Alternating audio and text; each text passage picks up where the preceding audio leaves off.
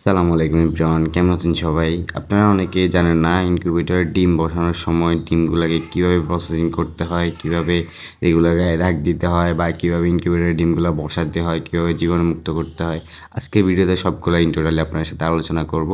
প্রথমত আপনারা যে মুরগির ডিমগুলো জমায় ফ্রিজে রাখার পরে ফ্রিজ থেকে যখন ইনকিউবেটরে বসাবেন ফ্রিজ থেকে 6 ঘন্টা আগে নামিয়ে ফেলবেন। এরপর সুন্দরভাবে ডিমগুলোকে পানিতে ধুয়ে ফেলবেন। এরপরে ধুয়ে উঠানোর পরে একটা ট্রে, এরকম একটা ট্রেতে রেখে সুন্দরভাবে জীবাণুমুক্ত স্প্রে করবেন। এরপরে শুকনো একটা কাপড় নিয়ে সুন্দরভাবে এগুলোকে মুছে ফেলবেন। মোছার পরে ডিমের গায়ে 1 2 এরকম করে দিয়ে দিবেন। এক পাশে 2 বা আপনারা যে কোনো একটা অংশ দিয়ে রাখবেন। যদি আপনার ম্যানুয়াল ইনকিউবেটর হয় তাহলে আপনার ডিমগুলো দিনে 3 বার ঘোরাতে সুবিধা হবে। সকালে 1 থেকে 2 দিয়ে দিবেন, দুপুরে 2 থেকে আবার 1 নিয়ে আসবেন, আবার মাগরিবের পরে 1 থেকে 2 নিয়ে এইভাবে কনভার্ট করে দিবেন।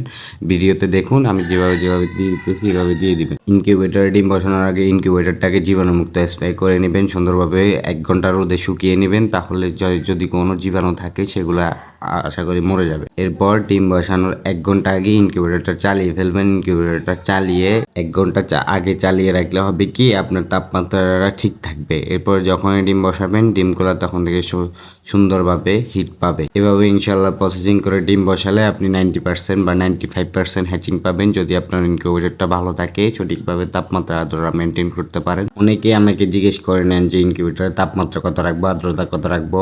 সোজা রাখবো। মুরগির ডিমের ক্ষেত্রে প্রথম 18 দিন আপনারা আর্দ্রতা রাখবেন 55 থেকে 65-র ভিতরে, শেষ 3 দিন 70+ রাখবেন। 70+ বলতে 75 80 85 এরকম রাখবেন। আর তাপমাত্রার যে বিষয়টা সেটা হচ্ছে যে 37.2 অন হবে, 37.7 অফ হবে। মানে 37.2 আসলে লাইট জ্বলে উঠবে, 37.7 গেলে লাইট বন্ধ হয়ে যাবে। এরকম আরও ভিডিও পেতে অবশ্যই আমার চ্যানেলটা সাবস্ক্রাইব করে রাখবেন।